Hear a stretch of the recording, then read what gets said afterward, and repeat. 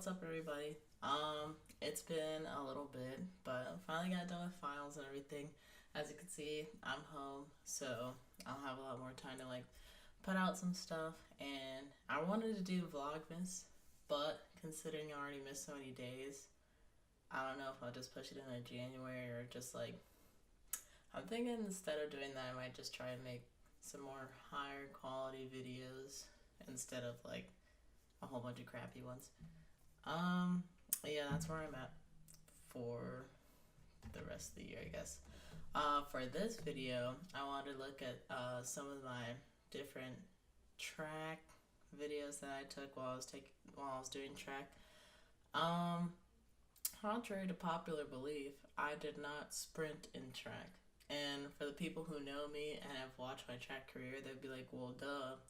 But I'm in the boxing club at school, and we have all these sprinting stuff, and they're always like, oh, you did track while you're a sprinter. I'm like, no, not at all. It's just you guys are a little bit slow. Not gonna lie. I'm not even that fast. If you look at people who actually sprint in track, I look like a snail compared to them. So that's more on them than it is I'm super fast. But I did shot put and discus in track, and I actually have a discus in here. This is one of the discusi, whatever, that I threw my senior year. As you can see, it's seen a lot, done a lot, yeah. And I actually threw this at the state meet, which I will talk about later, but yeah. So let's just get into it and see some of the footage that I have. Yeah, as you can see, I always check to see if the camera's recording, because there have been times where it just doesn't record. I usually do the hey GoPro thing where it's you say the command and it'll do it, but sometimes it just doesn't work. And I was just kind of noisy out there, so I can see why it wasn't that great. But yeah, I kind of just do a whole bunch of warm-ups and stuff before I throw. I think this is my first throw of the day. So I do a lot of swinging before I throw, and it was a bad throw. The first throw is always bad for me though, so I'm not too worried about that. Or I wasn't too worried about that. I don't really throw anymore. Only because I don't really know where the track even is on my campus, so maybe if I find it, I'll end up going. Yeah, the second one was a lot smoother, but I don't know. It's just, this is actually in the summer, so this is before winter track even started, so I was just trying to, there's no discus in winter track, but I still just wanted to keep up my, I guess just make sure I'm not getting rusty, because I definitely didn't practice discus that much in winter, so I needed to take that time. For those of you who don't know, discus and shot put are very technical sports, and they don't really receive a lot of publicity or anything. Not a lot of people are interested in it, which is kind of sad, but yeah, they're really technical sports, and most people, when they see it, they think you're just throwing it as hard as you can, but there's a lot more technique to it. And this is one of the this is one of the warm-ups that I did,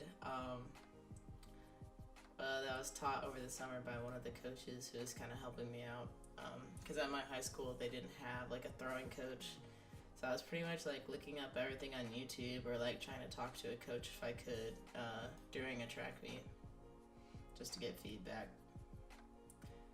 But thankfully, last year I was able to actually talk to a coach in person and get some feedback on different things. So I think that probably really helped out my career a lot in my senior year, and I ended up doing a lot of good things, so it's good. Alright, and then this is the full rotation. I was practicing it. That wasn't bad, actually. And then just to talk about this area where I am, because you would think that that's the high school in the background, but that's actually the elementary school. Like our field for where we threw, like the shot put ring is I would point it out, but you wouldn't be able to see. I'll like highlight it, but it's like past the trees on the right.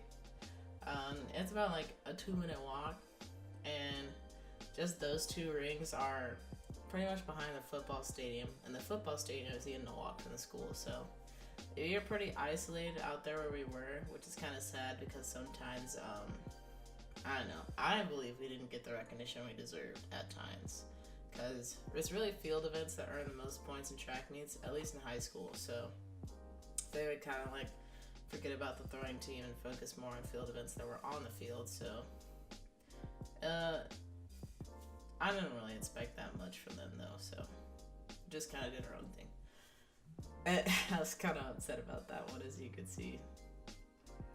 Oh man. Oh, there's fun times. Alright, let's see. And then that's another full throw. And there are like, for those people who don't know, there are like 4 different positions that you have to hit in a full throw, in order to like use your momentum and your energy most efficiently. So if you don't really like hit those, or you kind of mess up on the angles or something, like angles are very important too, because there's a lot of physics in this. So it is very technical sport, but it's also a lot of fun. Let's see here. Do a lot more throwing, a lot more walking. As you can see, I was here for a long period of time on that day. And I usually like would go out and just practice for like an hour or 2 hours, just so that way I keep my skills sharp and just make sure everything's running smoothly. Because this is definitely not a sport that you want to take a lot of time off, because it's almost like, it's muscle memory pretty much. Like learning all these steps, it's very technical. So the more practice you get into it, and the more like you can get your muscles to, you can't really see my hands, I was like making motions but you can't see, but the more you can like really train your body to do it, so you don't have to think about it, like the better thrower you will be. So that's why practicing really is important for sports like this, for sports like these. Even just field events in general is a lot of muscle memory, muscle memorization.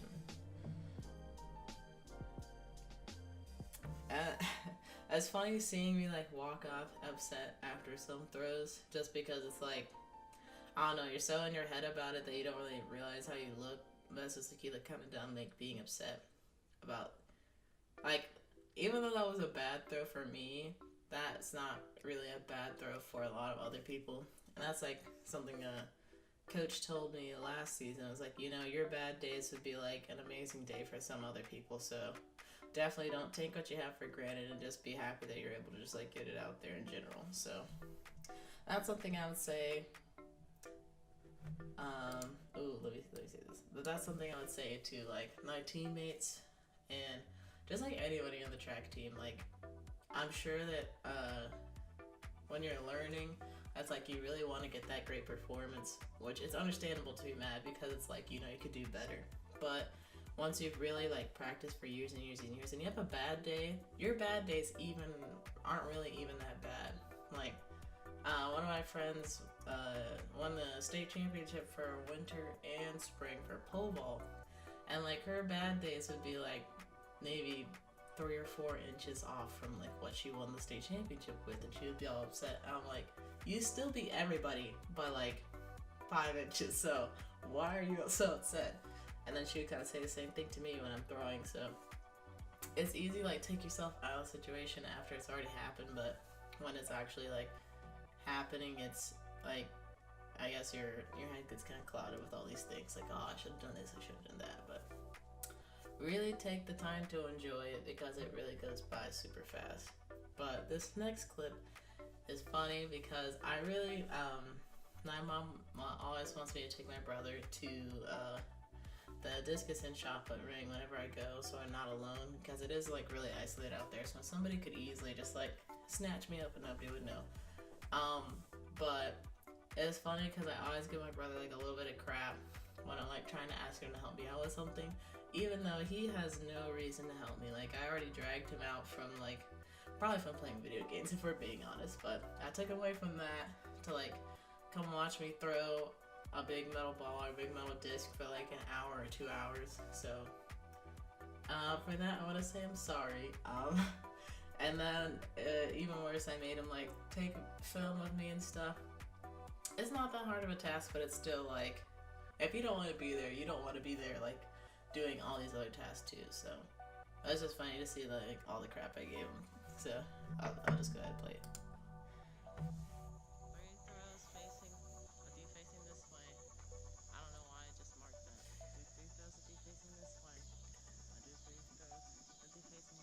Wait. I'm gonna be over there? Yeah. No. Yeah. That's Mosquito Alley. Christian, quit looking around.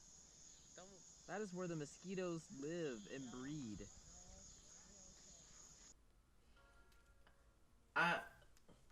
And it's funny that he says this, like you can't see it on camera because he's holding it, but he's out there wearing a long sleeve shirt and like jeans. So the likelihood of him getting bitten by a mosquito is like, I'm not gonna say it's impossible, but it's not very likely. And also, I am walking over there in Mosquito Alley, like doing stuff, and I'm wearing shorts and a t-shirt. So, you know, when you think about it, like, come on, dude. I'm doing just as much as you are, even more so, like putting myself at risk of getting a mosquito bite. So, that's just what I found funny there. All right, let's see. Skipping. I thought you have been. I may probably do some more talking. Let's see what They I are said. from here, Jamie. I was telling him to stay still because he kept looking around. I What really, am I doing, Jamie? My I was head really moves big all out the of me, time. to be honest. Like, he was just trying to get comfortable, I guess. So I was like, dude, if you move again, like, stop moving. I was like, I apologize for that too.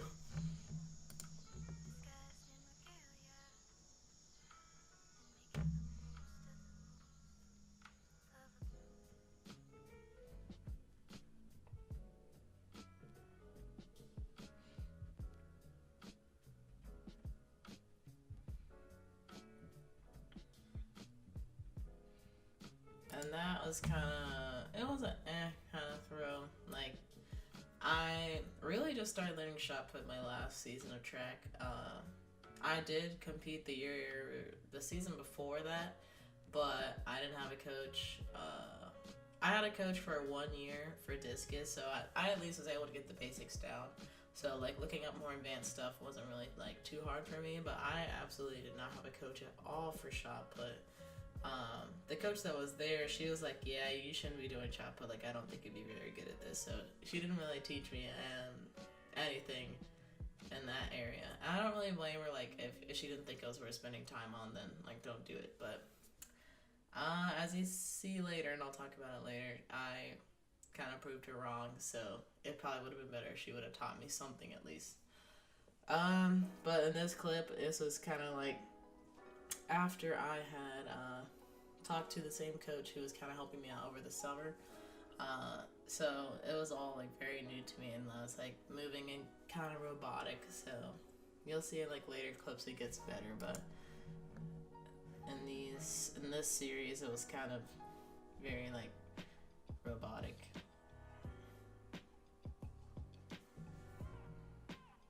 Oh yeah. And before we continue, I just want to talk about this ring for a little bit. So as you can see, like there's like a path that goes back into the what seems like woods, but they're really not. It's like, it's weird that they did this. I don't know who made this path or like why they didn't just like clear that out, but it's basically like a small, like there's lots of trees and stuff planted along that path, so it seems like a forest, but it's really not. You just walk through it and then you're like back to like concrete and the school stadium and stuff. But we actually had like a discus and a shot put ring that were actually much closer to the track. But I think like other teams started practicing on it and they just got more, they were able to leverage their popularity more than we were, I guess, so. It kind of sucks that we kind of got put in the back burner, but we still had like a ring and stuff. Like some schools don't even have a ring to practice in. So for that, I guess we should be thankful. Then we have, this is in the winter season.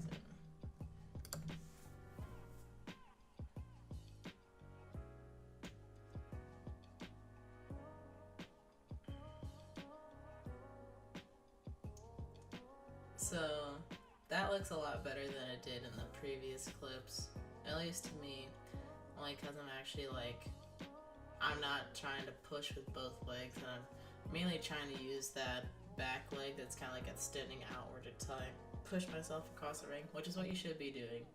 It is difficult to do at times, but you know, if you really focus on doing that, like focus on improving one thing at a time, it really helps. What are you doing? What do you mean? I'm recording right now. I think that I was kind of messing with him because I was just like standing there looking at him instead of like throwing. That's why he was like, "What are you doing?"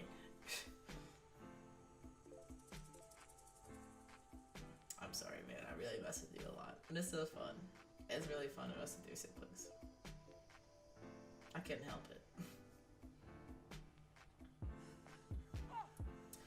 And then, oh my gosh. And I don't know why he was trying to run away like I was throwing like 50 feet or something. Like I could barely, not even at this point in the season, but at the end of the season, I could barely hit 40. So I don't know why he was running away like that. Like I understand it's a middle ball, but I understand it was me throwing the middle ball and not like Hulk or something. So I'm not going to be able to chuck it at him. So I don't know why he ran away like that, but it's whatever.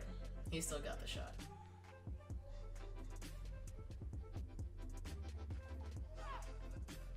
And then I was also trying to like, oh, let's not do that yet.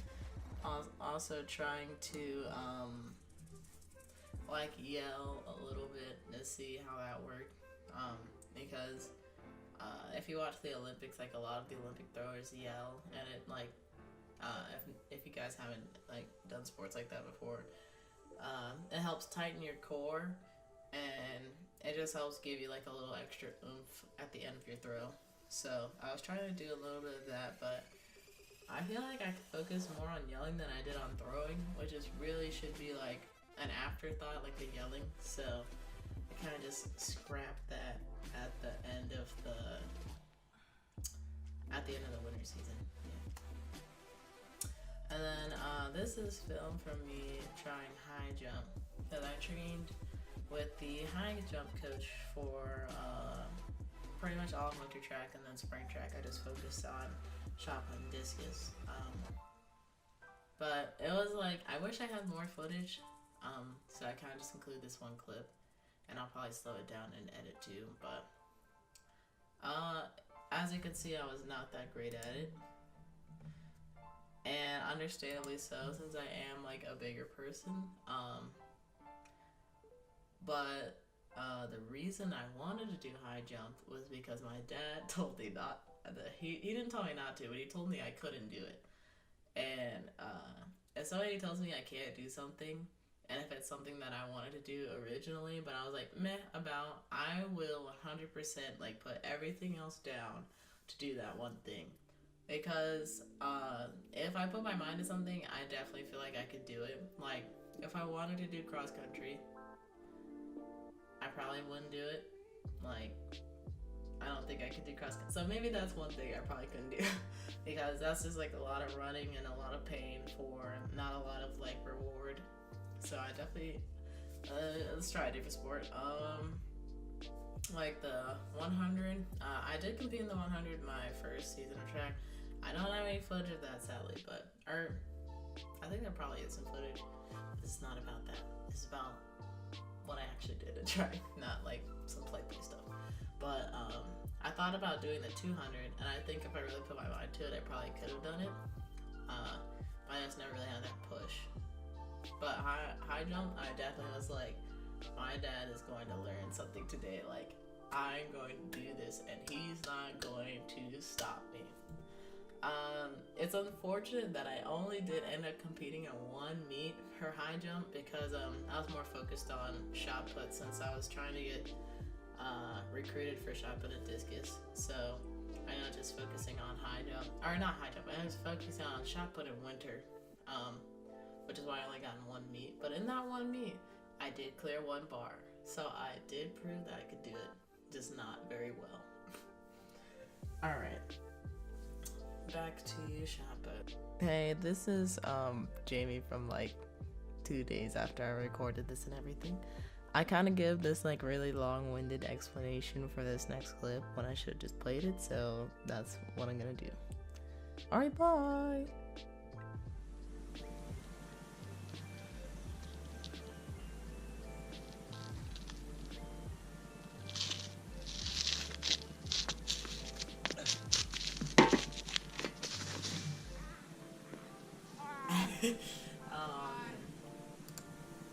So yeah, believe it or not, it happens to a lot of people actually when they try to do full. They don't like end up falling down all the way to the ground like I did, but a lot of people end up falling out of the ring just because that momentum is still pushing them forward. And the issue there was I didn't really like plant my foot into that white board that you see. It's called the toe board. I didn't plant my foot into that to kind of like help stop that momentum, so it kind of just kept going. And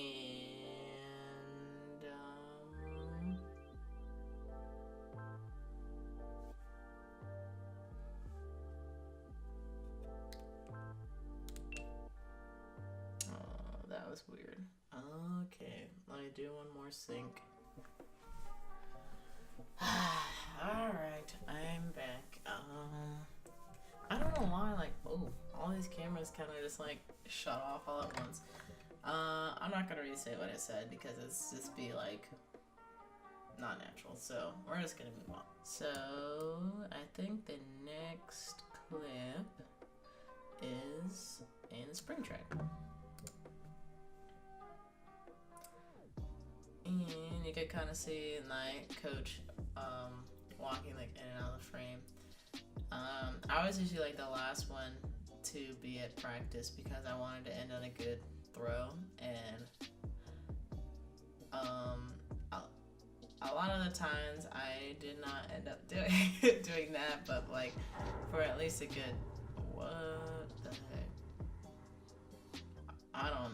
I think somebody shook the fence when that happened, I'm not sure. But either that or like hell was about to break loose. But yeah, I just wanted to stay to like get a good throw before I left, so that way I didn't feel like I completely wasted my time there. And then if you look at like the kids on the side, they're actually from the middle school track team. And I think I was probably either running into their practice time, which I apologize for because I probably did that a whole lot, or they just came to like watch. It's just kind of cool that like I was able to like represent like the throwers for Weddington High School and also be good enough at least at a level where they could learn something from me or from them watching me. So it was cool to have like that kind of, I guess, audience who would kind of like observing and learning from that. Yeah, that's all the film I have from while I was practicing and stuff. I think I have some film from some meets, but this is more kind of just like a developmental kind of thing. I don't know. Maybe I'll show this at a later time. But I just wanted to talk about my what the heck? Oh, I guess we'll just talk to this camera. The kind of end of my season ended a little bittersweet. The end of let me talk about winter season. Winter season was definitely no sweetness at all of that. I didn't end the way I wanted to. I ended up competing at the state meet, which is good. Yeah, that's always my goal, to compete at the state meet at the end of the season. I ended up not doing as well. That's because I wasn't really like confident, so I kind of like choked in that regard. But our team ended up placing second overall, so that was good. I ended up getting a medal for it, and I'll probably like go grab those at the end so you can see them. But yeah, I ended up getting a medal for that. Then we move into the spring season. I ended up doing a lot better because I didn't really want to do a repeat of like the end of winter season. So I guess the biggest accomplishment to me in that season was placing first for the region. And that's a big accomplishment because I was able to hit 120 feet in discus, and that was like my year goal. So I was pretty proud to have hit that and was able to do it in competition because it's really hard to like throw well, at least for me, in competition if I'm like getting all inside my head about it. So I was happy I was able to do that. The state meet did not end up going so well for me in discus, and that's one thing I kind of want to I guess call out the NCHSAA. Really should have a shorter acronym or something. Nobody's gonna say that, but yeah, because when I was getting ready to compete, there was just a lot of extra stuff that I had to do that really wasn't helping my stress levels. We have to check in our implements, which are like the discuses and the shot put, to make sure that they weigh the correct amount, because you don't want somebody throwing like, these are discus, for example, are 2 pounds. You don't want somebody throwing like a 1 pound discus like 140 feet, and then they end up winning and you don't know why, except they have like a 1 pound disc. So it makes sense that they did that, but the check-in for all the implements was like in the morning before competition, and they end up like checking in like 1A, 2A, 3A, 4A, all at separate times. And those times just so happen to be like right before competition for 3A, so everybody's rushing to get there. Some people don't even get to check in because they have certain times, like there's a cutoff, like at this time we're gonna stop checking in 3A and we'll check in 4A or blah blah blah. So at this particular meet, I think they split it up for 1, 2, and 3A, but I'm not 100% sure, I don't remember. But what ended up happening was I was standing at the check-in table for a really long time, like waiting to check in my stuff. Nobody was there. Then competition ends up starting. Luckily, I checked in my implements for discus, so I was able to go. I compete. I don't do as well. I don't know. I kind of have like that's another thing I had with them. But when we were warming up for discus, some people got more warm-ups than others, which is kind of messed up if you think about it. Like, we should be all about fairness, like everybody gets the same amount of warm-ups, blah blah blah. Like, the way discus works, you could take like 2 or 3 discs into the ring. Usually you just go up to 2 because that's like more polite, you know, to the other people who are trying to get warm-ups in. Take 2 discs into the ring, you throw them, and then you get back to the back of the line and just wait for you to get more warm-ups again. So the first half of the line had like 2 to 3 discs, and then the last half had mostly 2 discs. There were a couple who had 3, and they ended up like having to cut warm-up time. So the people who were in the front half of the line, not only did they get to throw more discs, but they also got like 2 or 3 more throws than the back half of the line, which doesn't make any sense. And coincidentally, the people who were in the front half of the line also ended up doing a little bit better in competition than those in the back. And I'm not gonna say that our skills all of a sudden like went away because we were in the back half of the line and we didn't get to practice as much. But if you think about like, let's say for the NFL or the NBA or something like really big where it's professional. If like, let's say it was the Warriors versus Cavaliers. Let's say the Warriors get 5 minutes to warm up and the Cavaliers get 3. Like, even though these teams are both on such a high level and a professional level, that still would be messed up, and there would be lots of people complaining about that because you're just sitting there watching the other team practice when you could be doing something productive, such as like shooting threes or like warming up or something like that. So that was just really messed up. I hope like NC whatever blah blah figures out a better system for that and doesn't repeat that mistake again, because I could see how a lot of like they could lose some clientele from that, from just having like kind of unfair competition as far as that. But yeah, So I ended up not doing as well in discus as I did in shot put.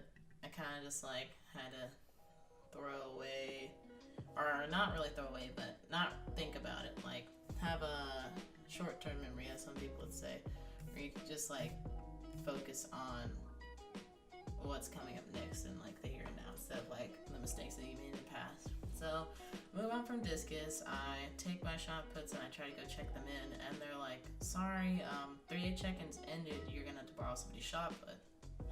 And at that point, I was already mad that I had like not performed that well, and I lost my watch.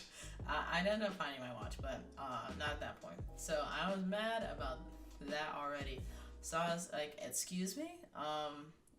I sat here and waited for you and your friend to show up for 30 minutes. At least 30 minutes before competition. Like, I could have been stretching, I could have been doing something else, but I was here waiting to check in my implement because I knew I needed to do that. And nobody was here. So you're going to check in this implement, or we're going to have a problem.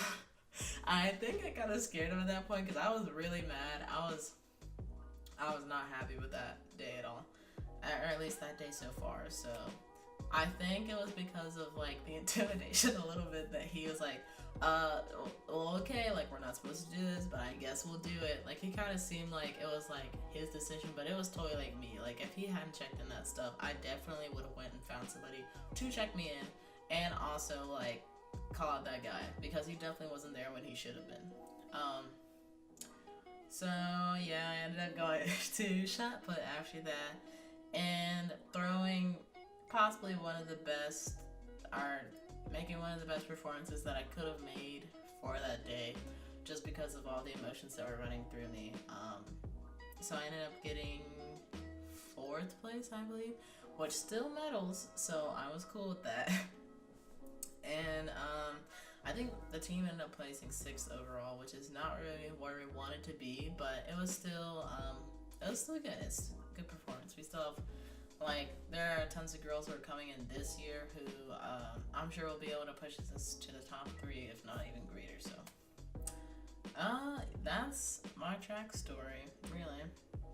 That's all that, like, well, not all of it, but that's like the biggest portions of what happened my senior year with the winter and spring track. So yeah, I hope I was able to entertain or educate some people, and just like kind of show my teammates, I guess, what I've been doing behind the scenes, because they always acted like I was doing something magical, but really just was like going out there and practicing. So it just goes to show, you go out there, you practice, you'll be able to make some things happen for you. Like, even if you're not the best thrower ever, because I wasn't that great when I first started, but if you really like put your heart into it and you really care about it, you'll be able to like make something happen out of it. So yeah, I'm glad that those watching now, like, they either made it through the whole video or they skipped to the very end, which, you know, no judgments on that, but just thanks for watching in general. If you liked the video, make sure to like it. If you disliked it, dislike it, but if you would please tell me in the comments like what I could do to improve and different things like that, I would appreciate it. If you want to see more videos like this, I probably won't be making any more track videos for a while, but if you want to see more videos from me just in general, I have some projects that I'm probably going to be working on within the next couple weeks while I have free time. So make sure you subscribe, so stay tuned for that, and if you really want to stay up to date for the very second I upload, hit the bell. And I think that's all I have to say, so I'm gonna go ahead and go. I'm gonna see you guys later. Bye.